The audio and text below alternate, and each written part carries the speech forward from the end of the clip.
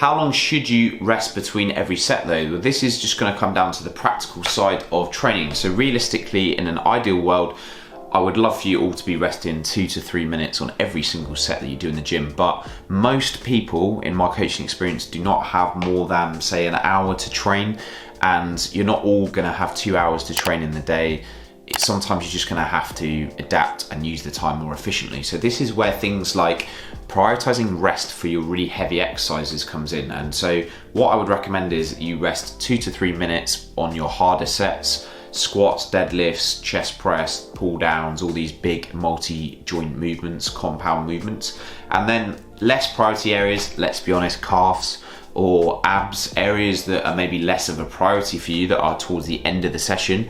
If you want to shorten the rest period and do like 60 seconds, 90 seconds here, maybe even throw in things like a drop set where you just drop the weight a little bit, squeeze in another set, that is absolutely fine, because the biggest limiting factor for most people with training is time, and everyone's busy with work, personal life, all of that. So if you're struggling to make more than like 3 hours a week, 4 hours a week for your training, it needs to be efficient and need to be prioritizing your rest periods on the more challenging exercises. But let me tell you this, if you are pushing sets close to failure, if you are actually training really hard on like a squat or a deadlift, an exercise like that, you are going to need to rest more than a minute. If you jump back into a set after a minute, you're going to be fatigued, performance is going to drop off, and then you're going to start questioning what you're doing. So make sure on the tough exercises you're resting more like 2 to 3 minutes between sets.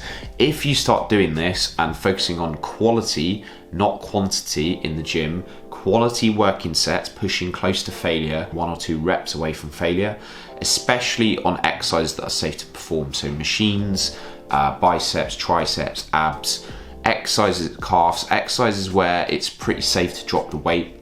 If you mess up and you can't maybe lift the weight and you get to failure, it's pretty safe to do so. So doing that on a back squat with no spotter, not ideal, but doing that on an exercise that is safe to do so, leg extensions, hamstring curls, arms, I definitely recommend pushing those close to failure. So not leaving more than 2 reps in the tank is good practice, and then as long as you are applying progressive overload and increasing those weights over time, you will see those changes that you are looking for, in combination with good diet, enough protein, and actually sleeping properly, like I wasn't doing in the first few years of my lifting experience.